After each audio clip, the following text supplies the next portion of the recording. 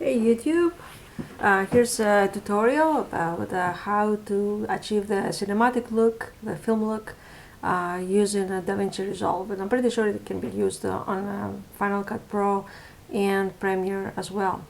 When we're talking about the cinematic look, there's a lot of things that you have to consider. For example, the framing, the actual decor. However, there is something that we can do with color, working with color, that would give us this feeling that we're watching an actual movie on a theater. And I have to say here that when we're talking about cinematic, at least for most of us, when we're talking about film look, we talk about the films that we remember as kids, which means that the kinds of films that are right now, that they don't exactly look like the old kind of films, they will be the cinematic look that the 40-year-olds of the future would think as cinematic. For us, it will be probably movies of the 80s and the 90s. So we have to think about how film looked back then. So I devised here a way to get that look using even the free version of DaVinci Resolve without any LUT. You don't need LUTs. In fact, you have to do the work by hand. So here's the main idea. We'll show you here. I have some shot from the Canon M EOS M. And here's a shot using the Vision Color Cinetex picture profile, which is actually a very good picture profile. It gives you the almost the cinematic look out of the box. But here's what you can achieve after you specifically color grade for it. So that's what you get. For some people say, oh, yuck, I mean, what is that? All the colors are wrong. Well, here's the thing. Film did not ever have proper colors. Film was never accurate. It looked like this. And I will go full screen right now for you guys so you can see without, which looks kind of like good video, to actually looking like a still frame of a movie from back then, 80s or 90s, or even the 60s. I mean, I could definitely see that look on some of the movies shot on the 65 millimeter. Of course, I'm talking about how the shadows and the highlights are performing here rather than the actual performance of the sensor. So, what has been happening here in this shot? What I did is to deconstruct the image, so and put it back together. So the highlights are going towards the midtones, and then the shadows, the darkest shadows, stay dark, but the lightest shadows go higher up to join the midtones. This creates an image that mostly lives in the midtones. In other words, it's a kind of a flat looking colored image. It's not flat in terms of how we see Vlog, which is completely flat, it has no contrast, but it is flat in terms of shadows and highlights and color. You have to consider here what's the difference between the Alexa and all the other cameras. 80% of the films shot today, if not more, are shot with the Alexa. Why is that? Because if you actually see a few side-by-side images, you will see that the Alexa has this flat looking image where there are no harsh shadows and no harsh highlights. Even the red, it's extremely video-y looking from that point of view. Potato Jet actually did a very nice review of the two cameras a few days ago. There you can see how video-y the red looks compared to the Alexa. The Alexa looks kind of like this, of course, if you grade it completely flat. I'm gonna go to a few more images here, and then I'll show you exactly how I do it. So here's another one. This is how it was shot using the Vision Color Cinetex profile on the Canon M50 this time, and how it looks when it's looking like that. This evenness in the face, where there's no harsh shadows or harsh highlights, is how it looked back in the films, also in the 60s. Like if you see the Cleopatra, movie, you will see that everything is even. There's no those weird shadows in the face. So one more from the M and M50 and the Canon 5D Mark II, before and after, I will go through a few of those for you guys to see what can be done before and after. This one as well. I mean, for this one, for example, this looks completely like video, and if you see it like this, it actually you could easily imagine that it's a still frame of a movie. All right, and then let's go to indoors and lower light. What this can achieve is particularly visible when you have shot in low light. How it brings all the information back, and it's not just plain raising the shadows. There's a lot more going on here. So all of that what we saw is from the canons, and it's very important with the canons to not shoot completely flat like the C-Log or the CineStyle. This won't work as well with 8-bit footage, with this way of grading. If you have Vlog or any 10-bit or 12-bit flat image, you'll be okay. You'll be able to get the color back.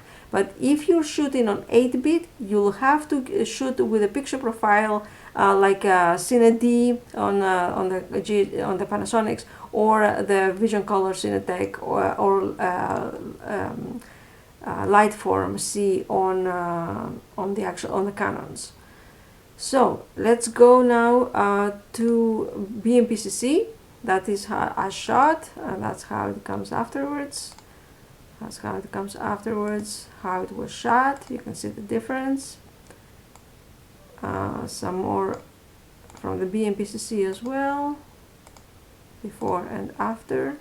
And let's go now to the BMPCC 4K. I don't have such a camera yet, but some people have uploaded some footage online.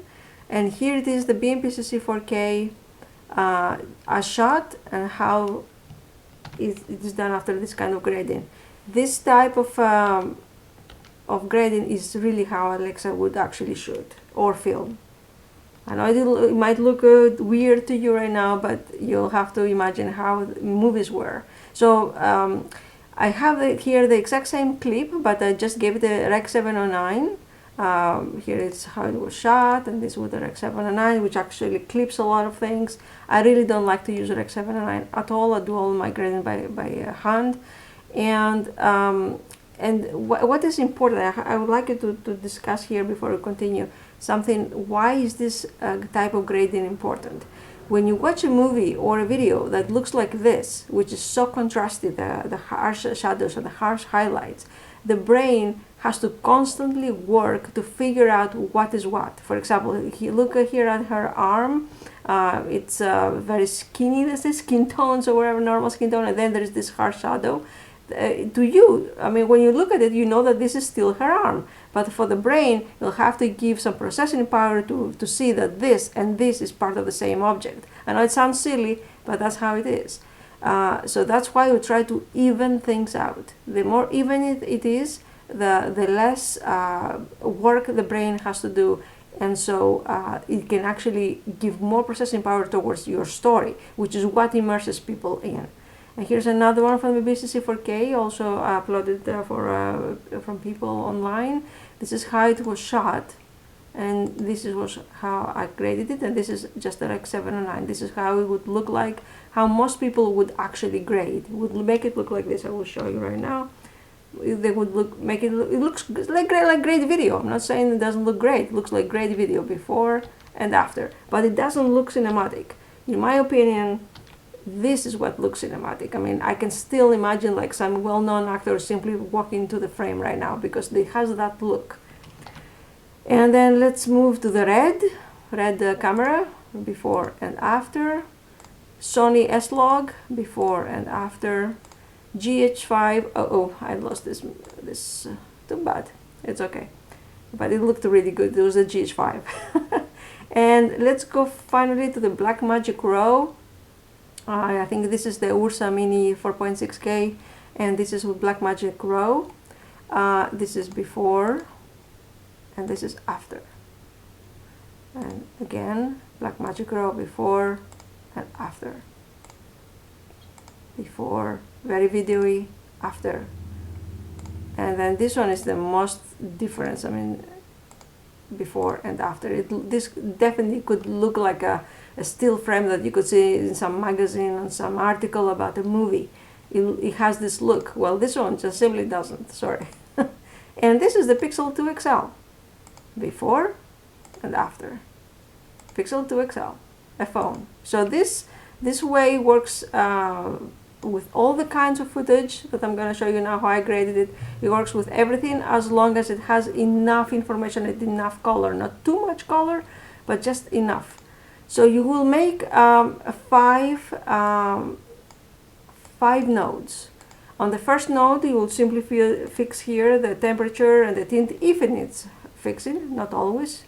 You will have to expose correctly. You don't have to underexpose or overexpose. Just expose it towards the person, that the subject of the shot, and then you will create a layer node. This is where the magic happens. The composite mode here, it has to be either hue or lighten.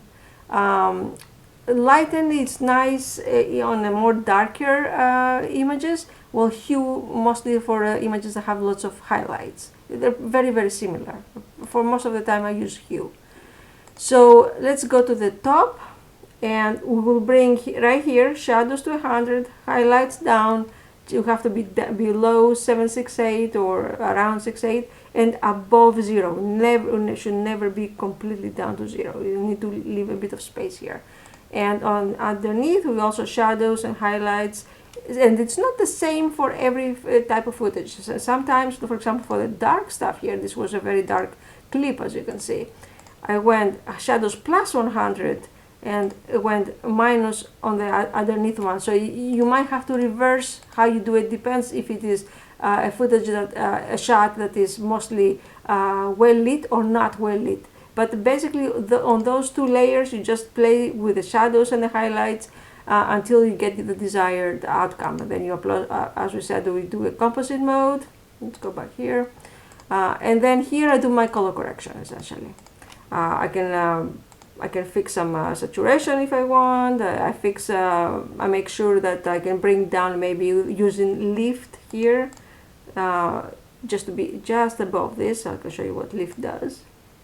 There you go. Around there is nice. Here as well, I can change, let's say, the sky. If I want to make it more on hue versus hue, I can make it a little bit more cinematic, give it that teal look. And it's very important to go to Luma versus SAT and do this. What this does, because this kind of processing creates lots of noise, well, not lots, but the noise is still there, it was always there, it just wasn't visible. And this type of processing actually makes it more visible. And this helps, if you don't have the full version of DaVinci Resolve, to remove the noise. This helps to bring down the Luma and the chroma of the noise, so is not as easily visible. And I must tell you, you should not be afraid of noise, as long as it doesn't have those RGB type of noise. Because I've seen this show on Netflix a few days ago. It was a French show. It was full of digital noise. Nobody cared. The story just continued. I watched the episode, no problem. So don't get hung up about those kind of things. So maybe some mid-tone detail as well. So these, as I said, these are color grading nodes. And finally, at the end, I have film convert. You might think, oh, it's film convert that does all the job. Actually not. I'm going to disable film convert, and you can see that's pretty much the same. It just adds one more layer of the same exact trick, in fact. So you can see here and after film convert. And usually I use the Fuji one, looks pretty good. Sometimes I change the temperature slightly and add some saturation sometimes here. And and grain, I usually leave it in if I was to export 4K, but if I'm going to export 1080p, it should be very low, because both YouTube and Vimeo do not play well with 1080p grain. So basically that's it. I like to go back to this one because I think it's the most telling of all. Too bad I lost the GH5 here, right? It was a very nice shot. So anyway, and this one, I think these are very telling. Basically, the more bits you have, the better this one works. So if you have 12-bit footage, like Blackmagic Raw is here, it's going to look great. 10-bit is going to look pretty good. And then for 8-bit, as I said, you will have to shoot with the right profile or picture style on your camera that has not too much saturation, not too much contrast, but just enough. I'll show you how this one was shot. So as you can see, it looked almost like as if it was already degraded, in fact, but not completely flat if you have 8-bit. The more bits you have, the more log style you can go and still recover the colors. So I believe that's it. Let me know in the comments if you have any questions. I will answer. All right. Thank you for watching. Bye-bye.